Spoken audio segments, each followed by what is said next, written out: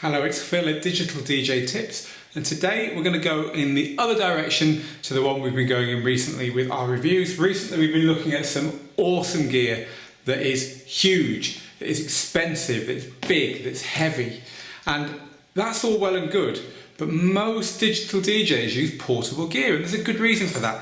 And the truth is, this is my kind of DJing. In fact, this is a bit big for me. I prefer a smaller bag. This is the kind of DJing that I think digital really excels at. You have your laptop, you have your nice small DJ controller, whichever controller you're choosing, you have a few leads and a few other bits and pieces, and you roll up at your gig and you play anywhere. You play in a beach bar, you play by a pool, you play in someone else's house, you take your kit on a plane and you play in another city. You play wherever the party pops up, and that's got to be part of the fun of digital DJing. It's one of the reasons I got attracted to it, and maybe it's because I've travelled a lot, maybe it's because I had to sell my records and I had to sell my record decks all those years ago when we moved around Europe, but whatever the reason is, it's part of the reason why I personally got the bug about digital DJing. So I always have a bias towards small things. I mean, I'm lucky to be in a big studio and I'm lucky to be able to use big gear, and don't get me wrong, DJing on full-size gear is a lot of fun. But with digital, it doesn't have to be that way. And that brings me on to today's review item, and this is it. It is the Apollo Jammer from Elemental LED. Now the name might give it away a bit. It's lighting, but not as we know it, as you're about to find out. This is lighting shrunk.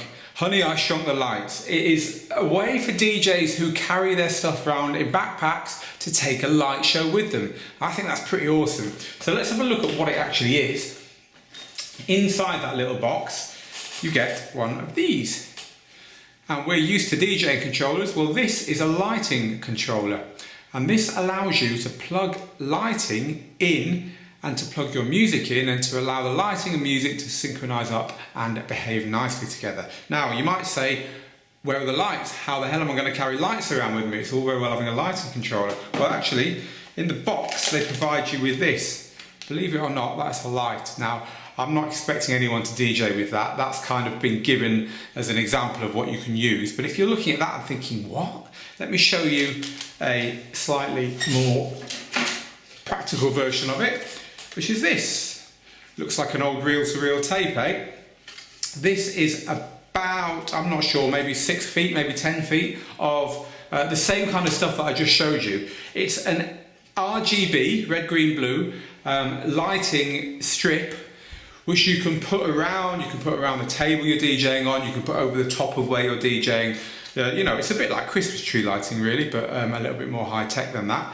And with one of those, and with a reel of that, you can put lights around the place where you're DJing. Now you can also plug in wall wash lights. You can also plug into any lighting that happens to be where you are. But just having those little things in your bag will allow you to have the ability to put some lighting into wherever you turn up with your laptop. I think that's pretty awesome. Let's have a look at what else is in the box before we have a demo.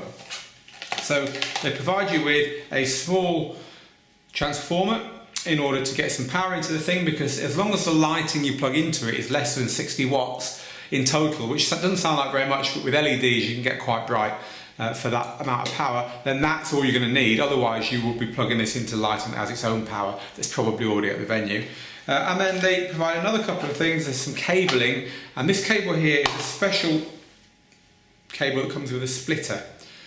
And all this does is allow you to plug the same one musical output into both this and the amplifier and speakers. So say you were using this, you could use this with an iPod or an iPhone. You don't have to use it with DJ gear at all. Say you were using this with an iPhone or DJing through an iPad, you take the one output, the one music output, and you plug that into there. Then you plug your music into there, and the other output goes off to the speakers. Or you can use a booth output or a record output or whatever other outputs you have from your mixer. I'm getting a little bit ahead of myself. We've looked at what's in the box. I'm going to darken the room down now and set it all up and show you how it works. So I've disco-ified the room, and let's have a look at what we've got. This unit now has a lighting strip, as I showed you on that reel-to-reel, plugged into here. and it's easy enough to plug in. You just need to use a screwdriver to attach the 4 wires, and you could also plug the DMX lighting in the back if you wanted. On the front of the unit, it has 2 controls. A sensitivity control, which adjusts the light here between amber, red, green and off, which just peaks or removes gain from whatever you plug into it. So if you plug a loud or quiet source in, you can use that to compensate for it and experiment as to what sounds best. Now I've plugged in just to demonstrate, I've just plugged in my phone because it was sat here and got a tune ready to play you. The phone's actually plugged into a splitter here, as I described, and the output from the splitter is off to the speakers. However, you could use a booth, as I said. And the mains power has been plugged in here. This number here is showing us which of the 10 cycles we're on. It's currently set to cycle number 7. And before we actually hit play on the music, let me show you the strip itself. So we saw it on the reel. This is just standard RGB lighting, and you can see hopefully from the video, it's really very bright. Strip of that around your DJ table is going to look pretty impressive. It's also quite long actually. So there we go. What I'm going to do is throw this up here somewhere, anywhere. Let's dangle it over there a bit. Just so that we can see what it's going to look like. And there we go, going all the way around the back there.